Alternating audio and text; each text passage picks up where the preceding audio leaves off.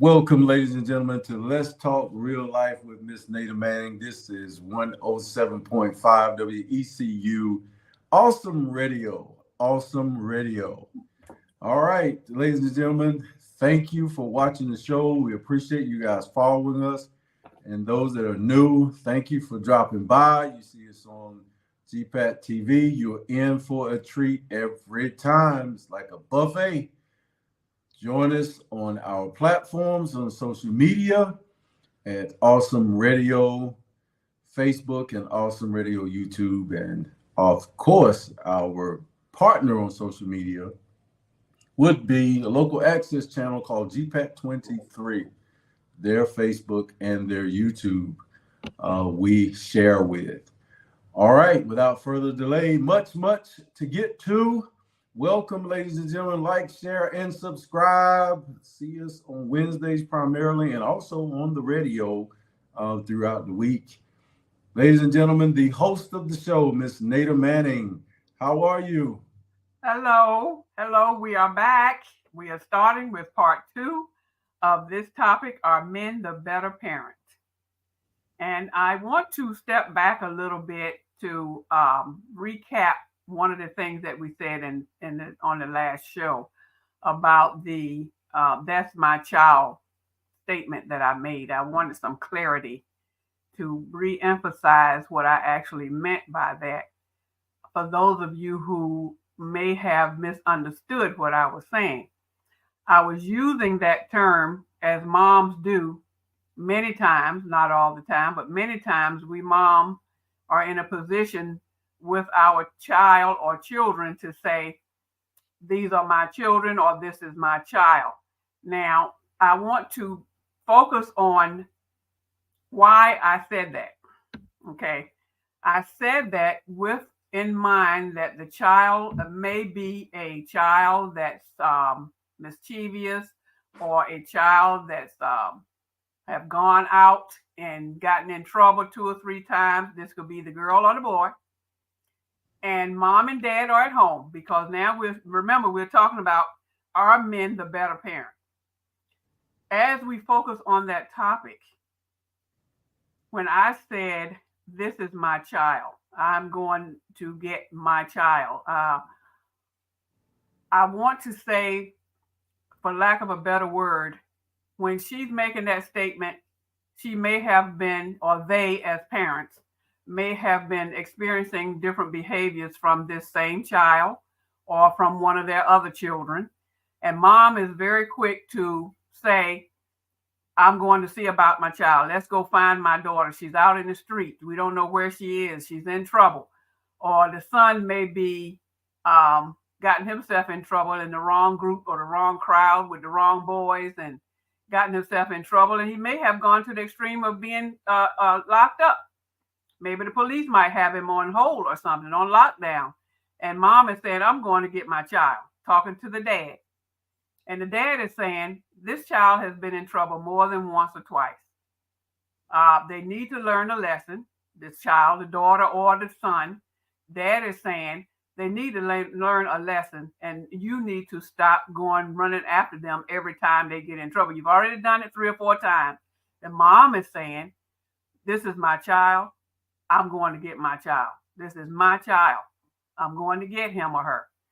And dad is steady telling her to leave it be. Let him learn something while he's out there. You keep what can I say? You keep putting a carpet or something under him to keep him from falling to hurt himself or herself. You keep laying the carpet out there and the child won't learn anything. When are you going to accept the fact that this child needs to learn something? Mom is just adamant. It's still my child. I'm going to get it. So the better parent in this case, he is holding his ground and she's holding hers. Now, what the outcome is, I can't tell you, but I'm saying this is a case scenario where dad is holding his ground. You need to leave the child alone. Let him or her learn a lesson. If they stay out there long enough, they're going to learn something. This is dad saying. He's being the aggressor. He's putting his foot down. Mom is being the soft one, like we are, soft and loving and cuddling. And this is my baby. I want my baby home. This is mom. So now, Are men the better parent? Is this father being the better parent in this case?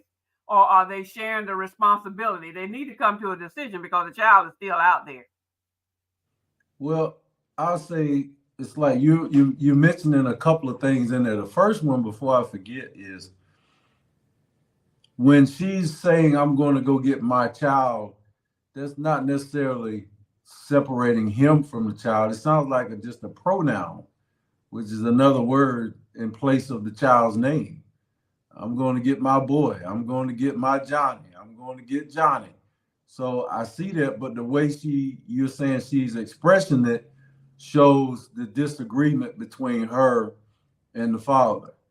A child is not raised based on, well, a child should not be raised based on all the mother's points of views or positions on discipline and Right. all the dad's points of views on discipline. Yeah. It should be a balance. Some might do, if the child violates the curfew, dad might be better at handling that than mom. Or if the child is failing in school, my situation, my then wife felt like she was better at dealing with him on his report card in classes because she felt like I was a little too hard. So I couldn't get him to bring me that report card. He would not. So there's a balance between the two. In this case, you don't have enough history to tell me that dad is wrong in this case, because the Bible says train up a child in the way they should go. You train a child and you keep giving him chances and chances and chances, and they abuse it, then you're going to raise a child that's not disciplined. So you want to pick your battles when he's going to leave that child in a situation or let that child fall on his face, when he should do the rescue mission and go pick that child up. Some parents will let their child stay in jail for a little while, in the holding cell for a little while, till they get the message. Then they'll go get them. But life has all kinds of situations like that. But I can see her saying, I'm going to get my child, just to disagree and sort of threaten them like, you don't really care about your child, do you? So I have to go get my child. But the position is different from the family's maternal responsibilities. That's fraternal or father's responsibility, and the maternal, the mother's responsibility. He should or could go get the child, but at least they were discussing it. And if he decided not to get the child and she went and got the child, that means that daddy didn't show up and blow up. Mama came and picked the boy up and said, you know you're in trouble with your daddy, right? And that was going to be my comment. When it's all said and done in that scenario, I think a good way out to let this child learn something from all of this is, like you just said, when mom went to get him, you know you got to face your father when you get home. I came to pick you up, but. And when they do get together, this is just me thinking, when they do get together in the house and mom and dad sit that child down and say, however way they want to word it, to make it clear to that child, if it happens one more time, me and your mom have come, this is dad talking, because dad is taking the lead here.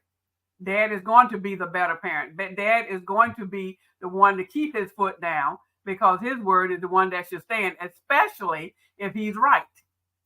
Now, sometimes dads are not right, but in this case, dad is right to discipline that child, like the word says. You train up the child the way they should go, so that child won't continue to grow expecting mom to bail him or her out every time she go out there and decide to be grown, or he decide to go out there and be beside himself. The responsibility lies on those two parents as they are in that home to sit that child down when they get home and they calm down and all the tears are wiped away and they sucking it up. Okay, now let's breathe and let's make this conversation worthwhile. Mean what they say. stick to what they say and don't change their mind the next time this child decides to go off. Hopefully and prayerfully, when they finish talking, and this is a family thing, when they finish talking to that one child or two children, or ever how many there are, maybe it's another child in another room that was okay, but that child in the other room need to hear this too, so they won't decide to go down the wrong path, hopefully. In other words, a discussion to me is necessary. Don't just bring that child home and he or she go to her room and it's done. No. We're going to talk about this thing, because we're not going to keep going through this every time you decide to go out there and be grown and knowing your curfew and blah, blah, blah, hanging out with the crowd or whatever it is that they're doing out there, hanging out with your girls and this and that and the others going on. So I think the bottom line is, as you have said, okay, Dad, you're going to hold your ground. You're going to talk to this child. We are going to talk to this child as a parent, and that child is going to listen. You're going to sit right here and listen, Johnny or Joe or Kenneth or whatever your name is. You're going to sit right here and we're going to talk. I think at the end of the day, that would be more beneficial. And I say that too, because that child is now maybe getting the attention that he or she never got before. Sometimes our children do things just to get attention. One or both parents are too busy doing their thing, and the child is just left out there. So one way I can get mom and dad to pay attention to me is if I go do this and I come home late or something, get in trouble, something. Okay, child, you now have the attention of both of your parents. We are sitting here talking to you, and this is the way it's going to be. So yes, children have a motive behind some of the things that they do, and it's not always just being grown. Sometimes they just want the love. Show me some love, mom and dad. You're always working. Mom, you're always working. I'm always here by myself taking care of my little brother or my little sister. Or I'm the baby of the family, so now you just pampering me, and the big one is out there doing what he wants to do. Why can't I do what I want to do, mom and dad? And that's when they get to talking about it. Now you about to bust a gut to say something. Go ahead. Is this one of the filibusters to get us off the subject that being is a better parent? No. Oh, okay. I was just waiting because I got some info, No. That good. That was good stuff right there. I suffered from a lot of uncoordinated neglect. No, things in my family. My son, between my son and myself and my wife, there was not coordinated discipline.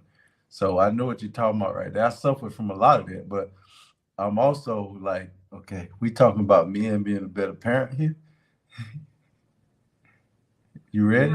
You don't see men being a better parent than what I just said. Oh, I think that's great. I think working with the spouse and coordinating efforts, I think that's great. You coordinate the disciplinary actions between you and your spouse. Yes. And then, if you're saying the men are being the cheerleaders to make that happen, okay. Well, okay. Folks, I brought that up again because apparently there was some miscommunication between what I said in the previous show about that. So they got to go back and watch the other show too. If they haven't seen them part one, they got to go back and check that out. Right. Because that was my whole point of clarifying in more detail that apparently I'm overdoing it according to Coach. He wants to move on because he wants to make his points. It's brown on both sides. It's done. It's cooked. But no, that'll creep back in later, of course. And it might creep back in with this list here and some of the data that, we're going to share on this show right here. But I did miss it in the first episode, so we cleared it up. Thank you. That was awesome. Are you sure? Oh, I'm positive. Yeah. Oh, okay. Folks, bear with us. Now, we left off with the previous show talking about men and the having fun part, and it's right back again on this list of studies prove that men are the better parent, and it's by 5 reasons. Ladies and gentlemen, we're going from goodmenproject.com. Goodmenproject.com. You can go there and see this article, and you can, look back over what they said here. All right. The 5 reasons men are better parents. Give the article. Okay, here's 5 points. Number 1, they know how to get down and have fun with kids. Boy, I'm gonna leave out of y'all tired of my old stories. You about to say something? Does that mean that mom don't get down and play with the children? Yes. I beg to differ, but go ahead. Because we just talked earlier about the engagement. We gave an example about the engagement. This is a different type of engagement when mom is having fun and when dad is doing it. It's just that our articulate way of playing baseball, of imagining characters in movies and making funny voices, and it's a different approach. I'm not saying that we're intentionally trying to be better parents. It's just that when dad is, I know because I'm a dad. When I was playing, my then wife didn't do the things I did with my son. I'm the one that did the fishing and the football and she ain't ever throw no ball and none of that stuff. Go ahead, I'm listening. It's on your face. I am just trying to be facetious and make this a fun type show, and Yeah. not being so as one might call analytical and to the Yeah. point with the words and the pronouns and all of that. You're absolutely right. So when I throw in a little curveball that I can do as a mom, I Yeah. do know how to throw a ball. Okay, that's all. Yeah. I think the kids will think the dads are more fun because we play different, not because the mom don't play. I can see the teachers, like when they let you go out for recess in, the early years, they just stood out there and watched the kids play. Now that was their job and weren't necessarily supposed to be playing ball with them. And some teachers were interactive, but dads have a practical way of playing with children when they're doing it. And I see how they can outweigh moms in there easily, not even competing because that's what they do. I mentioned how my son and I used to wrestle, WWF.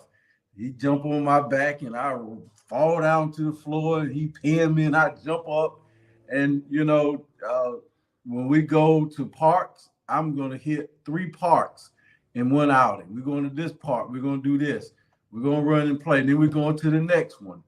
I do the same thing now if I'm working in a group home setting with children. Man, we're going here first. We're going there. Then we're going to stop, get something to eat. So I can see how the votes for fun would go with the fathers. Not that the women don't. I don't know. I don't see the ladies doing dance with their girls at dance practice or cheerleading or playing volleyball with their daughters. I'm not saying it doesn't happen either, but I can see how dads get the votes. The second one is men have a aerial vision and a logic in a crisis. I think men are most famous for the thing that women do acknowledge. I've heard a lot is the child is asking for something or the child is doing something and the mama could say stop 5 times. But next thing you know, when dad's voice cut through the air, I need you to stop there right now. You get direct submission. Now that we've gotten credit for, but I've also gotten credit for being too hard. And we got data coming up on that here shortly. So we can get to it. But the aerial vision means it's basically saying that we can see a few steps ahead and a few steps behind of what may have caused a problem.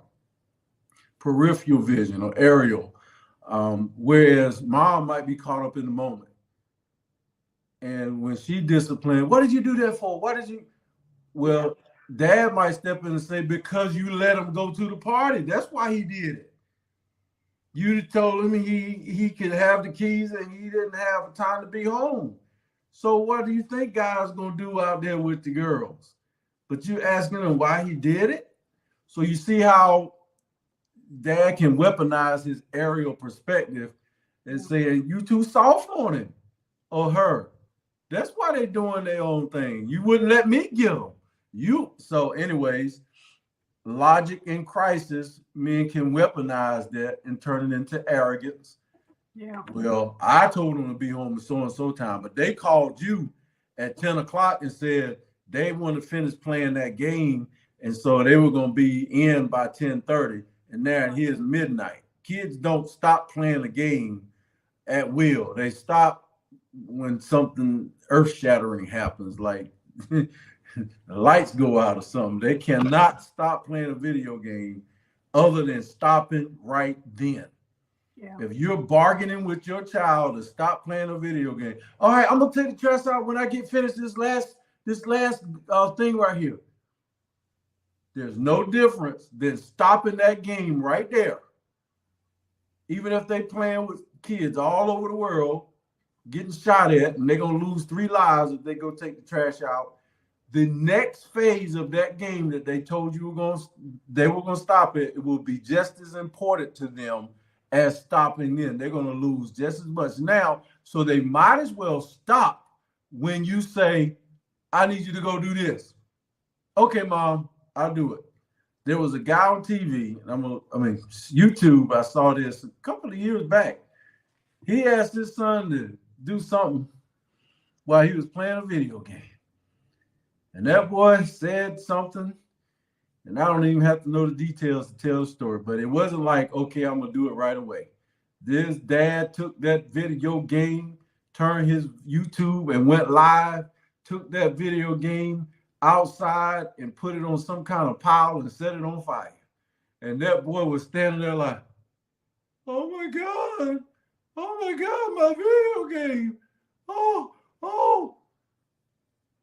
Dad said, no. Absolutely not. We are not letting that video game run our lives. And that boy was so heartbroken. That's when you got your priorities of entertainment and family mixed up. And you let that game babysit you. But that dad stepped in and embarrassed that child. And you can see people commenting all over saying, some say they thought it was too hard.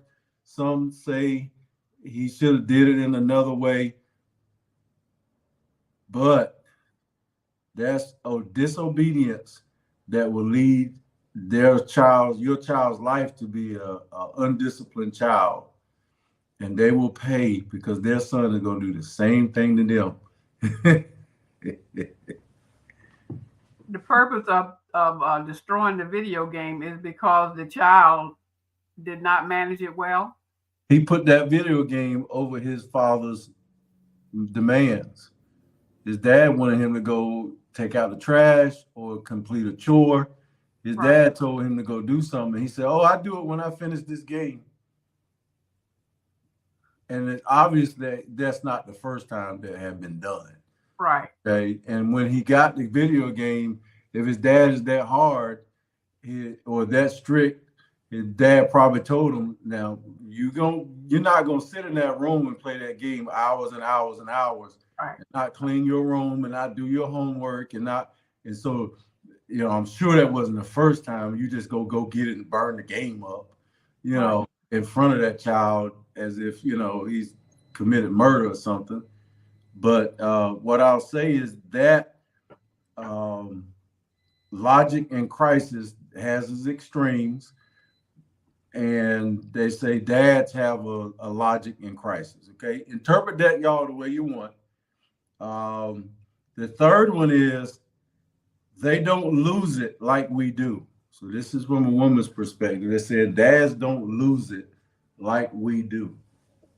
So dads are more disciplined in themselves than we are. Well, I would say when I used to get beatings, now my dad, he never beat me. Okay. And I'm saying beat for a reason. You can't say that nowadays, but it's discipline, corporal punishment, if you will. My dad never beat me. Okay. He swung at me a couple times and he missed. Okay. Because I was quicker than he was. Okay. He had a limp leg. He couldn't run me down. And you knew that. But Mom, whew, boy, I don't know where she got them switches from so quick and them belts. But man, that was what she would tear my legs up. But she never hit me in the face or anything like that. But if I put my arm down trying to block that, boy, I would catch pow, pow, pow, pow. And she was very pointed. So I gotta say, in respect to women, my mom, she didn't lose it. Now, this first time I ever thought about it. I think my average beating when I got one probably lasts about 3 to 4 minutes. Just so she knows she got in the back of my leg, my butt, and my fingers. If I put it down there, if she had a belt, you know, I didn't quite have enough to call DSS, like I knew about them that back then. I didn't quite have enough to call DSS, but I tell you what, she didn't lose her temper though. But they're saying some women lose it, so you have to explain that. The idea of her being sounds like she was more of a disciplinarian than Dad was. Oh yeah. He was more like the mom in this case, like a mother would be, and she was more like Dad would be. And they say opposites attract. So if opposites attract, somebody had to be the disciplinary between the two of them to make sure that you stay on the straight and narrow. Mm-hmm. Okay. So having said that, and you can only give me your perspective as with your parents, which one of them you think was the better parent? Well, I'm gonna say, because remember, there's a percentage. There's a small percentage, huh? I couldn't choose. And my dad was disabled, but when he started talking junk to my mama, he'd be like, he would be drunk too. I get $777.77 every month, and I pay the bill, So he would be in his grandiose, mode, and she would be, well, where the money at then? You spend it on liquor, and as soon as he come in the door, if he would beat her to the post office, he walk in the door, she would like, where that check at? Where that check? And by the time he start opening his mouth, he said, I paid her. She had him up in the air and body slam him, digging the pockets to get the rest of the money out because he didn't cash the check. So who was the better parent? Both of them, to me, were my parents, and I never chose. I never chose because I knew both of them had a position in my life. I swear to you, I never chose. Now, my mom tried to abort me 3 times, and I still made it here. And I'm taking care of her now. So I didn't hold anything. I'm drinking beer with her at 8 years old, Miller Lite. So I never held any of those things against them because I didn't think I was supposed to judge my parents. So, I can say my mom, she at least gave me one good hot meal a day or food in the refrigerator. But then I'm sitting in the car with her, bless her heart, and I know and I'm sitting in the car at somebody's house for like 30, 40 minutes, and I know she's sleeping around. I know she is, and so everything I talk about on the show, I already pick on my mom about. I love her to life, but I know she's doing her thing. When I was born, she was cheating on her boyfriend with her husband. She didn't want to have me. I was born 10 years later. So I can't choose just because she fed me. Just because she made sure the bills got paid. She didn't make all the money, but she showed that if she didn't steal it from my dad, if he beat her to the post office. So I can't tell you just because my dad was a deadbeat laying down drunk in the street and I had to go drag him out, that she was better than him. As I've said many, many times before, none of us are perfect. She had her flaws and so did he. I have my flaws and so do you. Other people have their flaws and that's just the way it is. So as we continue to talk about men being the better parent, I'm still saying that there's a lot of truth in that. Yes, there are men in the two parent relationships or broke up relationships where the man is the better parent because he is definitely needed in a gazillion ways for that child. He's stricter. He can be loving. He can be playful, as you have expressed. But then he can also be something that, or she can be something that he can't be, because why? She's the mother. Okay, I got two more, and I'll just go over these quickly. And here it is. Number 4, they let the kids use them as jungle gyms and aren't sick of being touched at the end of the day. So there's something about that intimate relationship, about the hanging out together and wrestling and the contact, the physical contact, that's the same as the hugs that mom give as they raise a child. All right. At the end of the day, I guess during the study, they found women get tired of the child wanting to get up in their arms. I guess they say that men are being tired of being touched at the end of the day. So you have to read into that. Lastly, speaking of tired, I remember my ex went off to Korea, and I used to get jealous because my son used to call mom all the time. Mom, mom, mom, at 3, 4 years old. Mom, mom, mom. So I'm like, boy, why don't you call me some? So she decided to take a trip to go out of the country, and I had that boy for almost 2 weeks. That boy called my name 3,333 times a day. I got fooled. I learned my lesson. Dads, don't be jealous if your kid keep calling mama all the time and they run right by you, because if you got what I got, that boy got hooked on me for 2 weeks. Dad, I want this. Dad, let's do this. Dad, ball. Dad, let's play. Dad, eat. Let's eat. Let's do this, Dad. Blah, blah. Oh my God. It was dad. I was waiting for that plane to land to get back in the States so that boy mama could come home. I was a hater. I was jealous, and I learned my lesson. So the last one, number 5, the 5 reasons men are the better parent is, according to this research, is they show their kids they love their mom.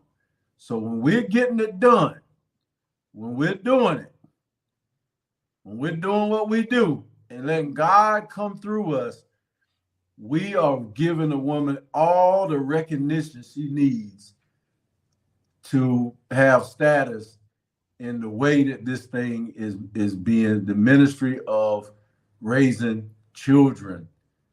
But we show love to the children in a different way, and then we're showing love to you, the mom, and the kids pick up on that. So the bitterness that goes on between the two parents, as we all know, the bitterness that goes on between the two parents, the hatred, the fighting, the disgruntledness, all of that, as we know, is not healthy for the child. It leads to all kinds of drama. It leads to all kinds of dysfunction within that child, school-wise, especially if they are of school age. So it is in our best interest as parents. And my grandparents did do that when I was coming up. I never saw them fuss and argue. They always did. And I know they didn't agree on everything, but they didn't do it around us. And so therefore, I have to say those parents who are preserving, or I guess keeping their disagreements at a minimum around the children, I cannot say that that's a bad thing. But like most things, there's two sides to it, because if the child don't see mom and dad disagreeing, then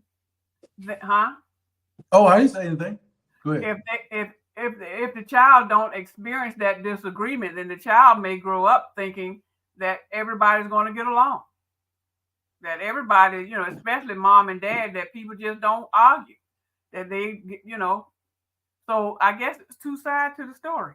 Conflict resolution is important. My conflict resolution style in my family was war. When I was growing up, when my mom and dad started fighting, you couldn't find a knife in the house to make a peanut butter and jelly sandwich. Cause he had his knife, and mom would take all the knives out of the drawer in case he decided to go in the kitchen and get one and try to kill him. So you just got out of the way. We didn't get in between family discipline matters or family arguments like children do now. Children are their parents' confidant now, a lot more than I think they used to. Now, that's just my opinion. Okay. Parents will talk to their children about what's going on with their dad. Parents would talk, you know, bring them in the middle of conflict. But I just let my parents fight it out, and she always beat them up. I ran in the room, and I would just look under the crack under the door. And then when I couldn't take it no more, I just got up and went to bed. What do you say about those situations where, and this is today, we're talking real life, folks. This is Let's Talk Real Life. I am your host, Nada Manning, with Vernon Garrison, the co-host. And we're talking about the Are Men the Better Parent? When you're in a situation, and there are many where dad is feeling some kind of way, I guess one might say. He's feeling some kind of way about the way things are going with his children. What about the dad that have the nearly grown children? I say nearly meaning between 18 and 25. And you find that some of the children say they got 2 or 3 children. And the dad is saying that one of them, maybe the baby, is doing really, really great, getting ready to graduate high school. But the other 2, especially the oldest one, is not doing so well. What is the role? Because we're talking about dad being the better parent. What should be the role that he should take, even if he's with the mom or not? But as the father, what role should he take for those 2 that are not doing so well? Somewhere between birth and the age that they are, something went south. The one child is doing really good. That's, you know, a student and blah, blah, blah. The other one can't seem to hold down a job, or they just can't seem to pull themselves together. What could dad do to be the better parent between mom? Because by the time the child is 20, I guess mom is about done all she can do.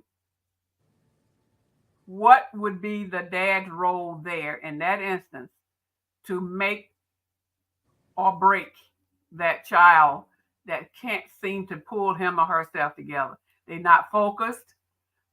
They can't, like I said, can't hold down a job.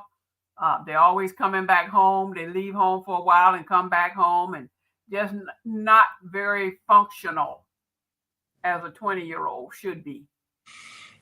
What should dad do? One thing you got to do is realize that child is different and is born in a different generation under different circumstances than you were born in. And you have to look back. You got to check your records as to what you were able to teach that child between ages 5 and 8 years old. How much stock did you invest in? And did you have a chance to invest in prior to 8 years old? And were you there? You always read when you're talking about family matters that children will respond to discipline. Children will respond to what you say to them, but they will learn more from watching you than they will probably ever learn about what you said. So you have to just kind of see what you have done between ages 0 and 8 years old. Okay. If you got a lot of work done between 0 and 8 years old, and you were there consistently or consistently inconsistent with your child, and you had influence, that's why you're disappointed they're not following what you taught them. Well, at that point, you have to be patient. Patiently impatient. You can huff and puff while you wait, but you got to be patient and listen to that child, and you have to wait. It's almost like if you train the child up, then they won't depart, or they'll do a prodigal son with you. And when you start going over the issues that the child has, if they can talk to you about them in their 20s right now, they consider their friends more confidential than they do their parents. They'll talk to parents, but they're telling them different things. My son, I got to talk about myself because that's how I can answer your question. I had to wait, and he's 31, and he just now told me in the most sincere way I've ever heard it, Dad, I wouldn't be who I am without you. I would not have been who I am today if it was not for you. And he said it about 2 or 3 times in a couple of different ways. I had to wait. Oh, I've been looking for that for years. But that time, those years that go by where they're focusing on friends at 24, 25, they're trying to establish an identity in the world. They may like yours. They might consider you old and outdated. So, or your perspectives to be expired. They were valid back then and they may not be now. So it's quite a bit that you got to be patient. And I'm not saying you can't be frustrated, but you are going to have to get the combination to the safe. You can tell them, give me the combination. What's going on with you? What's wrong with you? I'm your father. Or you can ask open-ended questions. Yeah, well, you know, I don't know what you thinking about doing about that situation with the grandbaby. You got 2 children. What do you think? So you have to reverse and allow them to come up with the answer. Yeah, well, I was thinking about doing this, Dad. No, they won't. You just instigated something to let them come up with the answer because they needed to reflect off of you, their father. And if you get in position, that might be enough. Go ahead. In other words, dads, it is critical, absolutely, undoubtedly critical that you continue, if you haven't started already, make sure that you interact with your children as early as possible. Early meaning at early age, at 1 year old, 6 months old, or birth. And you stay in that child's life for different segments so that you will know what's going on. So if you're not with the mother, then you will be able to interact with her when that child is going through whatever they're going through. You know, they may have gotten bullied in school, and maybe mom is not in a position to go up there. Or, you know, you as a dad might want to go up there anyway just to show your face and let them and the child know that you're present and that you care. So, Dad, I would say if anybody gets to choose who goes to the school, it should be Dad and not Mom. Now, granted, not always is Dad around, which is something else that we might have said earlier. If he's not there, then that changes the dynamics of how you're going to handle things. He could not be there for various reasons. Mm-hmm. So, all right. Well, the other aspect of it is, while dad could be the better parent, is the more children a couple has. I'm coming from the Pew Report, the research. I'll cite them in just a moment since I started reading. The more children a couple has, the more likely the husband is to be the family breadwinner. Simply, the more children they have, then even in today's time, the more it is likely that they're bringing in the big bucks. 4 children or more, dad is 69% more responsible for the income.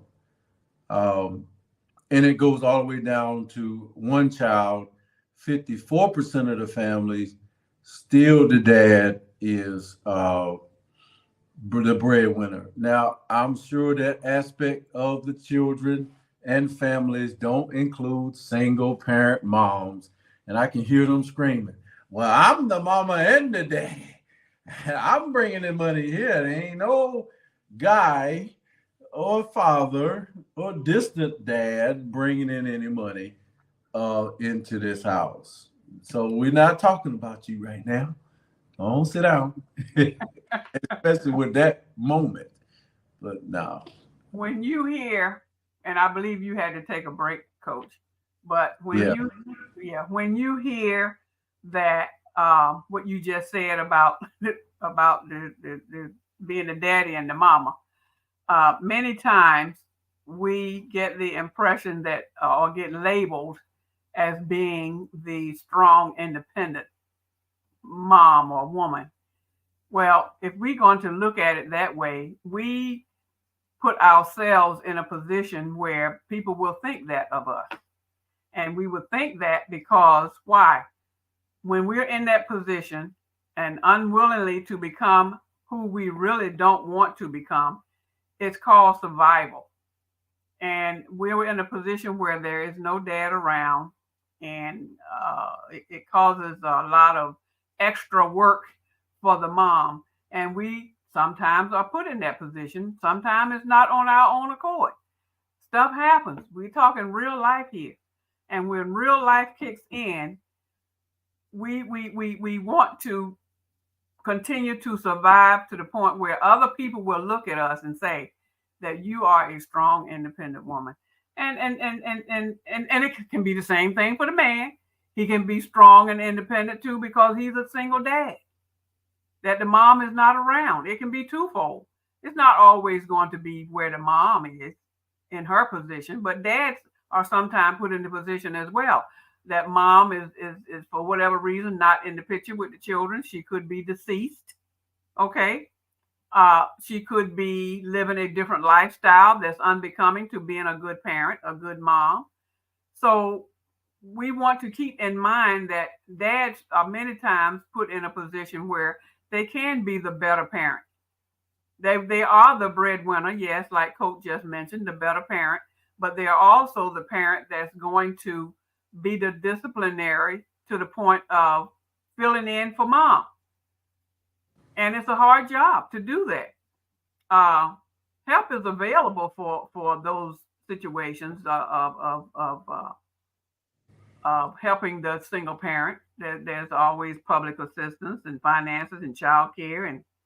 But what about the interactions for that male figure, since the mom is labeling herself as, or other people are labeling her as being the strong, independent woman? Sometimes she chose to be because the dad is not around because she don't want him around for various reasons. I mean, there's a choice there. Either you want him around or you don't.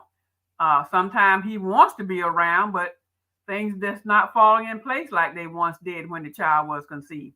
So various reasons come up as to why that man is no longer in the picture. What we need to do as moms and accept responsibility, I guess is what I'm saying. Accept. All right. Now, another area. This right here, we can all jump in on this. And it'll be the last one, I guess, for this show is fathers are more likely than mothers to say they feel judged by their spouse or their partner for how they parent. In their stats, under these circumstances, they can feel judged by their spouse. They can feel judged by their children's other parents. So if you have a blended family, you can feel judged by your spouse's parents, your mother and father-in-law. Um, there other parents in the community. You men feel like they are judged. Um, and also their friends, they may feel like they're being judged. And of course, people they interact with online and social media. So with men in general, we have this thing about how they feel, how people feel we are managing and working with our children. And I guess this study is based on the fact that we care how others feel when they see us doing what we do. If we didn't care, we was like, I don't care how they don't pay no bills here. They men probably can say this, say that all they want, or tell your mama, your daddy, they can't run nothing over here. No, this is my house. You don't need to tell them. But this study is basically saying we feel judged. So in other words, we care what other people think, how we raising our children. We care. We just want to put cheap shoes on our children, moms. But them shoes today, some of them do cost $200. I used to go crazy. I'm not buying that boy no $200 shoes. He don't need that. Nowadays, yeah, you might have to get peer pressure is very, very strong. So I gotta care how other people see my son, my child nowadays. You have to consider it. How about that? When you're school shopping, now you do have to consider that their pride is one thing that they're getting name brand clothes, but also being bullied and being put in groups and labeled also can be put in there because of the costume they have on. Okay. Now, I have to say, I'm one of those moms who did not. That was back in the day. And I know you're saying these days. We're down to a couple of minutes, but I do want to make this point about the status that our children are want to uphold today. Now, granted, these parents today definitely can afford better clothing for their children than back in my day. But my question is, what is that teaching that child when you buying these name brand clothes for them all the time? And yes, they need to fit in. You don't want the child to be bullied. But what the bottom line is, what are you teaching that child about how to discipline themselves with economy, with their spending when they grow up? Are they going to always want to get the best of the best when they grow up and making their own money? They know they can't afford it. Where does that lead the child to think? Well, my mom and my dad did this when I was 10 years old or 12 years old, and I'm just used to wearing $200 tennis shoes. Well, maybe by the time you turn 25, you might not have a job that you can afford to buy $200 shoes, and you should not be going back to your parents to buy you $200 pair of shoes. You 25 years old, you grown. No, they're going to their grandmamas to get the money nowadays. And that's not, yeah, you're probably right. But I'm their saying, granddaddies. I'm telling the truth. They're spending the baby what boomers. is that teaching that child to discipline themselves, to be responsible enough to buy what you can afford to buy? You don't need to have the best of the best. We're talking parents here, and anyone who's listening to us, we're talking here about being the better parent. Now, I think the male and the female, the mom and the dad can kind of focus on what I'm saying here. It's all right to buy those shoes or those pair of jeans or that jacket every now and then. But we know that children grow really, really fast. Them $200 shoes might last that child for 3 or 4 months. And then you're going to go out and buy another 200 pair of shoes. Every quarter, they get another $200 pair of shoes. I think I touched the nerve. Huh? I said, I touched the nerve with you. You know we got to go, right? Yeah, it did touch a nerve. And yeah, because I wanted to make that point. But anyway, I have been so kindly and sweetly reminded that our time is absolutely up. And unfortunately, we have to move on, and it just might go into a third show because I had a couple of people that wanted to be on the show, and they didn't get back to me yet. So we might have to do this again, maybe not next week, but in weeks to come. So anyway, as we close, I want to say thank you all again for listening to us as we talk about real life and men being the better parent. We want to thank you, Lord, for yet another opportunity. We just continue to get so engrossed in what we're saying and how good you are and blessing us with our children and the parents, Lord. So thank you for being who you are in our lives. Thank you for this show. In Jesus' name, we do this all for you, Lord, to uplift your glory. Amen. Amen. Ladies and gentlemen, 107.5 WECU, Awesome Radio. See you next time. Be blessed. Have a good week, everybody.